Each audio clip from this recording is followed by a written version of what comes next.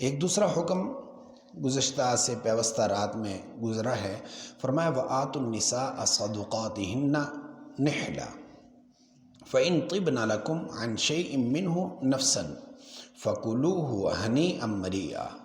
فرمایا کہ عورتوں کو ان کا مہر دے دیا کرو، نحلا خوشی کے ساتھ، ان کا عورتوں کا مہر ان کی خوشی کے ساتھ حوالے کرو۔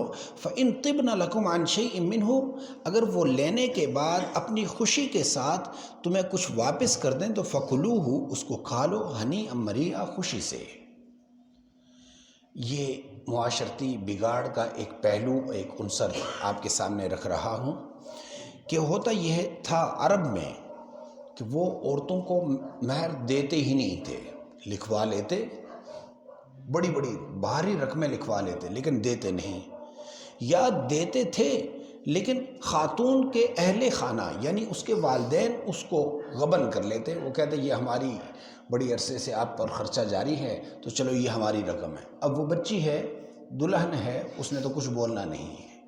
تیسری کیفیت یہ تھی کہ وہ دے دیتے لیکن اس سے واپس لینے کی کوشش کر لیتے۔ یہ کیفیات تھیں۔ اللہ تبارک و تعالیٰ نے ان رواجات کو، ان رسوم کو رد فرمایا اور فرمایا کہ عورتوں کا جو حق ہے وہ ان کو دو۔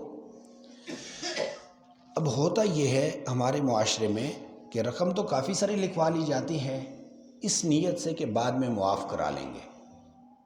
ایک بات، یہ معاف کرا لینا یہ کوئی اچھی بات نہیں ہے، مردانگی کی اس لیول سے ہٹی ہوئی بات ہے کہ آپ کس سے معاف کرا رہے ہیں، کیا معاف کرا رہے ہیں، جو اس کا حق ہے اس کو معاف کرا رہے ہیں۔ دوسرا یہ آیت میں یہ کہا فَإِن طِبْنَ لَكُمْ عَن شَيْءٍ مِّنْهُ نَفْسًا، اگر وہ ذاتی طور پر طیب نفس کے ساتھ آپ کے حوالے کر دے تو اس کو لے سکتے ہیں۔ اب طیب نفس کو ہم نے بہت غلط استعمال کیا۔ طیب نفس کو ہم نے غلط کیسے استعمال کیا؟ ہم کہتے ہیں بس انہوں نے دے دیا ہے، خاتون خانہ ہے، وہ دے گی نہیں تو کیا کرے گی؟ اسے معلوم ہے اگر میں مطالبہ کرتی ہوں مہر کا تو یہاں سے ہی خلفشاری شروع ہو جائے گی، یہ اس کا حق تھا، یہ بغیر مانگے کہ آپ پر فرض ہے۔ اور یہاں تک لکھا ہے فقہا نے کہ اگر کوئی آدمی بغیر مہر ادا کیے اس دنیا سے جاتا ہے تو وہ مقروض مرتا ہے، اس پر قرض ہے، جب تک وہ ادا نہیں ہوگا اس وقت تک جیسے عام کسی سے رقم لی ہوتی ہے قرض ہے، یہ بھی قرض ہے۔